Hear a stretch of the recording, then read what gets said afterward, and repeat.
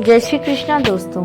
आज की हमारी धार्मिक कहानी है नन्हे साधु का जाप। एक बार एक गांव में सूखा पड़ गया। सूखे की वजह से सारी फसलें खराब हो गई। गांव के सारे तालाब और कुएं भी सूखने लगे। यह सब देखकर गांव के मुखिया ने सभी गांव वालों को एकत्रित किया और कहा, भाइयों, हमारे जिले में भयंकर सूखा पड़ा है। कुओं और तालाबों में कुछ ही दिनों का पानी बचा है। ऐसे में अब अगर हमने कुछ नहीं किया तो हम सब मारे जाएंगे। यह सुनकर सभी गांव वाले आपस में विचार करने लगे कि अब क्या किया जाए, लेकिन किसी को कोई उपाय नहीं मिल पा रहा था। मुखिया और गांव वालों ने मिलकर बात की। फिर मुखिया ने कहा, भाइयों, हमें लगता है कि यह कोई दैवीय आपदा है। इसके समाधान के लिए हम गुरुजी के आश्रम चलते हैं। आप तो जानते हैं, यहाँ से उत्तर दिशा की ओर जाने पर गुरुजी का आश्रम है। वहाँ जाकर उनसे ही कोई समाधान पूछते हैं। अगले दिन गांव के सभी लोग गुरुजी के आश्रम में पहुँच जाते हैं। वहाँ जाकर देखते हैं कि एक छोटी सी झील के किनारे बहुत से साधु बैठे तपस्या कर रहे हैं। पास ही कुछ साधु हवन कर रहे हैं। चारों ओर हरियाली ही हरियाली थी। गांव के मुखिया ने एक साधु से पूछा, साधु बाबा, गुरुजी कहाँ मिलेंगे? इस पर साधु बाबा ने कहा, क्या काम है आपको? मुखिया ने अपने गांव की सारी परेशानी बता दी। यह सुनकर साधु बाबा ने कहा, आप लोग विश्राम करें, गुरुजी अभी ध्यान मुद्रा में हैं। कुछ देर बाद मैं उन्हें आपके आने की सूचना दे दूंगा। मुखिया और गांव वाले वहीं हरी हरी घास पर बैठ गए। ऊपर पेड़ों की छाया थी, नीचे हरी घास। चारों ओर खुशी का माहौल देखकर वो सब अपना दुख भूल गए। कुछ देर बाद साधु ने आकर बताया कि गुरुदेव आपको बुला रहे हैं। मुखिया और कुछ लोग गुरुजी की कुटिया में पहुंचे। उन्होंने दंडवत गुरुजी को प्रणाम किया।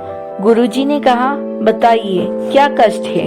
आप सब यहाँ किस लिए पधारे हैं? मुखिया ने अब गुरुजी को अपनी सारी बात बता दी। गुरुजी कहते हैं, ये तो प्रभु की इच्छा है, मैं इसमें क्या कर सकता हूँ। जिस जीव का समय पूरा हो जाता है वो भगवान की शरण में चला जाता है। जाओ, श्री हरि का नाम जपो, वही तुम्हारे कष्ट का निवारण करेंगे। मुखिया जी कहते हैं, गुरुजी, हम सूखे के मार झेल रहे हैं। फसलें हमारी नष्ट हो रही है। हमारा परिवार भूखा मर रहा है। आप भगवान का नाम जपने की बात कर रहे हैं। ऐसे में भगवान का नाम कैसे जप सकते हैं? यह सुनकर गुरुजी हंसने लगे और कहने लगे, अच्छा तो ठीक है, मैं तुम्हें अपने आश्रम के सबसे छोटे साधु से मिलवाता हूँ। उसकी उम्र 5 वर्ष है। उसे तुम्हारे साथ भेज देता हूँ। वह तुम सबकी ओर से नाम जप करेगा, जिससे बारिश हो जाएगी। लेकिन मेरी एक शर्त है, उस बालक को कोई कष्ट नहीं होना चाहिए। वो वहाँ केवल 8 दिन रहेगा। आपको उसकी सेवा करनी होगी। अगर वो आपकी सेवा से प्रसन्न हो गया तो हरि भी प्रसन्न हो जाएंगे। गुरुजी ने उस 5 वर्ष के साधु को अपने पास बुलाया और उसके कान में कुछ कहा।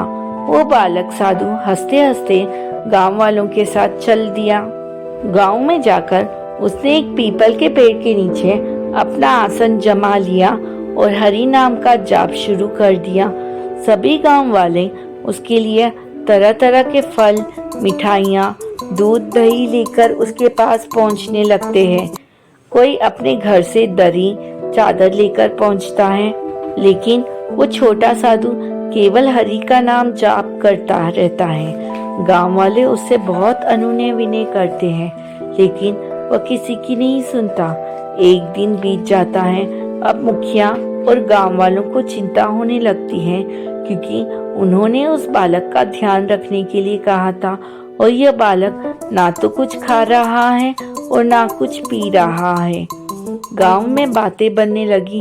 हर घर में यही बात होने लगी। औरतें आपस में बात करती, अरे वो छोटा सा बालक तो केवल हरी हरी जपता रहता है, समझ नहीं आता क्या करें। इधर गांव के मुखिया और गांव वाले बार बार उसके पास जाते और बोलते, महाराज जी, हरी हरी बात भी जप लेना, पहले कुछ खा लो। पूरा गांव यही बातें बना रहा था। इसी तरह 7 दिन बीत जाते हैं। सभी गांव वाले बालक के समीप बैठकर रोने लगते हैं और प्रार्थना करने लगते हैं, महाराज जी, हमें बारिश नहीं चाहिए, लेकिन आपको कुछ हो गया तो हम गुरुजी को क्या मुंह दिखाएंगे, इसलिए हरी हरी छोड़कर आप कुछ खा लीजिए। पूरा गांव बैठ यही प्रार्थना करने लगता है, हे प्रभु, हे श्री हरि, इस बालक का उपवास पूरा करवा दीजिए। पूरी रात बैठने के बाद सुबह काले काले बादल उमड़ आए और कुछ ही देर में झमाझम बारिश होने लगी। लेकिन गांव वाले बारिश भूलकर वो बालक भीग न जाए, इसलिए वे बांस खड़े करके छप्पर बनाने में लग गए। मुखिया जी कहते हैं, हे प्रभु श्री हरि, हम तो पहले से ही परेशान थे, आपने बारिश भी शुरू कर दी, अब ये इस बारिश को बंद कर दीजिए। कहीं यह भूखा बालक बारिश में भीग गया तो हमें बहुत चिंता बढ़ जाएगी। यह सब देखकर उस साधु बालक ने आंखें खोल दी और कूद कर खड़ा हो गया और कहने लगा, मेरा काम हो गया, आपके गांव में बारिश हो गई, अब मैं जाता हूँ। वो बालक आगे आगे चल रहा था।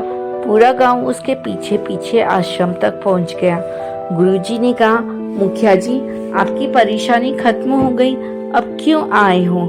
मुखिया और पूरा गांव गुरुजी के पैरों में गिर गया और मुखिया जी कहने लगे, गुरुजी, आपके इस नन्हे साधु ने ना तो कुछ खाया और ना कुछ पिया, केवल हरी हरी का जाप करता रहा। हमें तो कुछ भी ध्यान नहीं रहा, हम तो इसे बचाने में लगे रहे, हमारे कारण इसे बहुत कष्ट हुआ, आप हमें क्षमा कर दीजिए।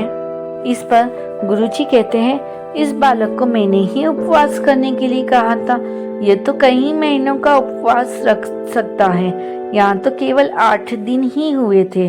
अब दूसरी बात सुनो, इसकी चिंता में पूरा गांव हरी हरी बोलता रहा, जिससे प्रभु श्री हरि ने तुम्हारी पुकार सुन ली और बारिश हो गई।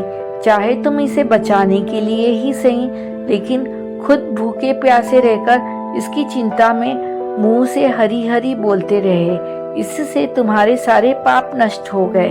अब जाकर अपना जीवन सुख से जियो।